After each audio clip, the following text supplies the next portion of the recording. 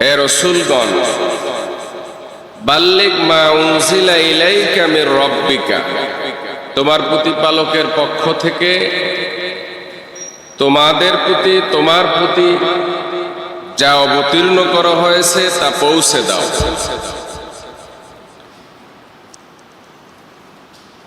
এই আয়াতের নির্দেশ হচ্ছে দাওয়াত দেওয়া,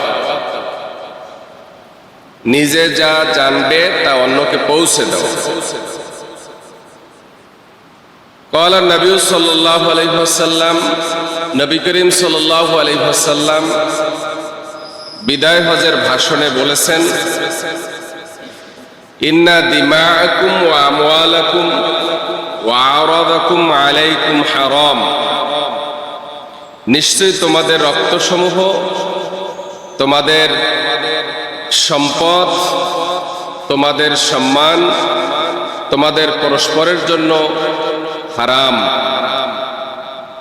অর্থাৎ এর উপরে আঘাত করা যাবে না, নিষিদ্ধ। কাহুরিমাতি ইয়াউমিকুম হাযা, যেমন পবিত্র সম্মানিত হচ্ছে তোমাদের জন্য আজকের এই দিন। কোন দিন? হজের দিন।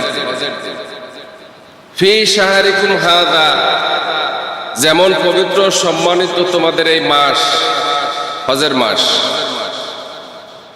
ফি বালাদিকুম হাযা, এবং যেমন পবিত্র সম্মানিত তোমাদের এই শহর, মক্কা শহর। এরপরে আল্লাহ রাসূল সাল্লাল্লাহু আলাইহি ওয়াসাল্লাম বললেন, আলা হাল বাল্লাগতু, শোনো, আমি কি তোমাদের কাছে পৌঁছে দিয়েছি? সাহাবায়ে কেরামগণ বললেন, ক্বালু নাম, হ্যাঁ অবশ্যই পৌঁছে দিয়েছেন। ক্বাল আল্লাহুম্মা শাহাদ, রাসূল সাল্লাল্লাহু আলাইহি ওয়াসাল্লাম তখন বললেন, হে আল্লাহ, আপনি সাক্ষী থাকেন, আপনার পক্ষ থেকে আমি যে দায়িত্ব প্রাপ্ত হয়েছিলাম সে দায়িত্ব আমি পালন করেছি। ফাল ইউবাল্লিগু শাহিদুল গায়ব, সুতরাং উপস্থিত ব্যক্তি যেন অনুপস্থিত ব্যক্তিদের কাছে এই বাণী পৌঁছে দেয়। ফারুব্বা মুবাল্লিগিন আও আইমিন সামিন, কারণ যার কাছে পৌঁছানো হবে সে হয়তো সরাসরি উপস্থিত ব্যক্তিদের চেয়েও বেশি সংরক্ষণকারী হবেন। ফালা তারজিউ বাদি কুফারা, সুতরাং তোমরা আবার কাফেরদের দিকে ফিরে যেও না।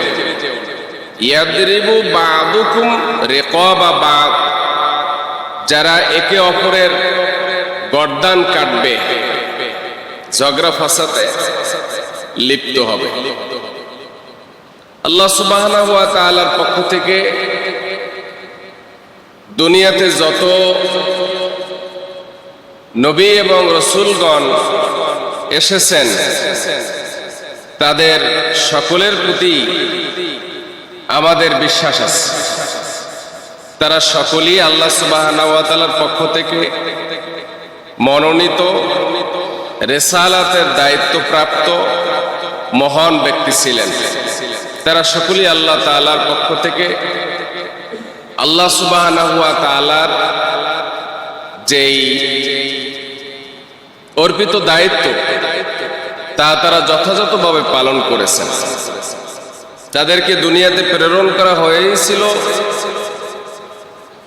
মানুষদের হেদায়েতের জন্য, মানুষদেরকে দাওয়াত দেওয়ার জন্য।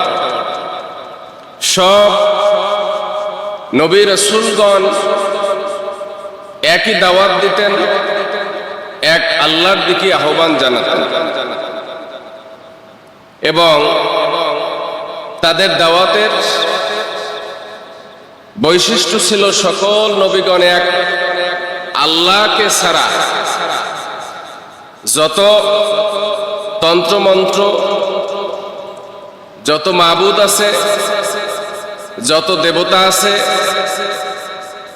আবিষ্কৃত যত ইলাহ আছে, সকলকে প্রত্যাখ্যান করে এক আল্লাহর প্রতি দাওয়াত দেওয়া ছিল নবী রাসূলগণের দাওয়াতের মূল বৈশিষ্ট্য। সর্বশেষ নবী মুহাম্মদ রাসূলুল্লাহ সাল্লাল্লাহু আলাইহি ওয়াসাল্লামের আগমনের পর অন্যান্য যত নবী রাসূল ছিলেন তাদের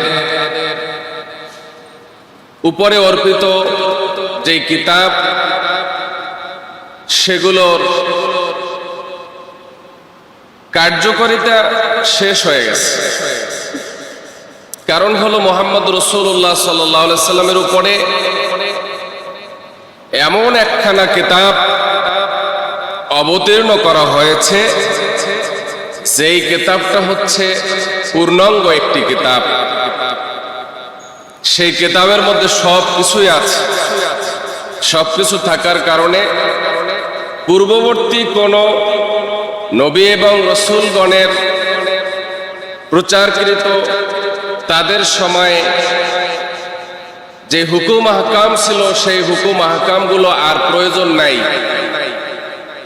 কারণ হচ্ছে মুহাম্মদ রাসূলুল্লাহ সাল্লাল্লাহু আলাইহি সাল্লামের উপরে নাজিলকৃত যেই কিতাব সেই কিতাবের মধ্যে সব কিছু অন্তর্ভুক্ত রয়েছে। এখনো মুহাম্মদ রাসূলুল্লাহ সাল্লাল্লাহু আলাইহি সাল্লামের আনিত জীবন বিধানের উপরে বিশ্বাস স্থাপন করে নাই, করবে না এমন অসংখ্য অগণিত মানুষ এবং এরকম অসংখ্য অগণিত ধর্ম প্রচলন এখনো আছে। যেমন খ্রিস্টান ধর্ম বর্তমানে পৃথিবীতে সবচেয়ে পপুলার ধর্ম আমার কাছে মনে হচ্ছে, এবং খ্রিস্টান ধর্মের লোকেরাই মেজরিটি। পপুলার বলছে এই দিক থেকে, গ্রহণযোগ্যতার দিক থেকে না, সংখ্যাধিক্যের দিক থেকে তারা হচ্ছে পপুলার। তারা তাদের ধর্ম প্রচার করে বিভিন্ন কলা কৌশল। আমরাও চেষ্টা করি আমাদের ধর্ম প্রচার করার জন্য, তাই না? আমাদেরকে কিন্তু ধর্ম প্রচারের দায়িত্ব দেওয়া হয়েছে। আমাদেরকে খলিফা হিসেবে জমিনে আল্লাহ তাআলা সৃষ্টি করেছেন। খলিফা শব্দের অর্থ হচ্ছে প্রতিনিধি, আর প্রতিনিধির কাজ হচ্ছে আঞ্জাম দেওয়া, পৌঁছে দেওয়া, বাণী পৌঁছে দেওয়া। তো যাই হোক, খ্রিস্টান ধর্মের লোকেরা মানুষদের কাছে, ভিন্ন ধর্ম অবলম্বীদের কাছে তারা দাওয়াত দেয় এবং দাওয়াত দিতে গিয়ে বলে যে ইসলাম ধর্মের চেয়ে খ্রিস্টান ধর্মের গ্রহণযোগ্যতা বেশি, ইসলাম ধর্মের চেয়ে খ্রিস্টান ধর্ম পুরাতন, এই ধর্ম পূর্ব থেকেই চলে আসছে, সুতরাং এই ধর্মের দিকে তোমরা চলে আসো। এই দাওয়াত পাওয়ার পরে আমাদের দেশের অ্যানালাইসিসেও দেখা যায় যে তাদের এই দাওয়াতে ধর্মান্তরিত হচ্ছে অনেক। বিভিন্ন ধর্ম থেকেও আসে, মুসলমানরাও ধর্মান্তরিত হয় দুর্ভাগ্যজনক বশত। আত্মাকোয়া চ্যানেল, সত্যের সন্ধানে।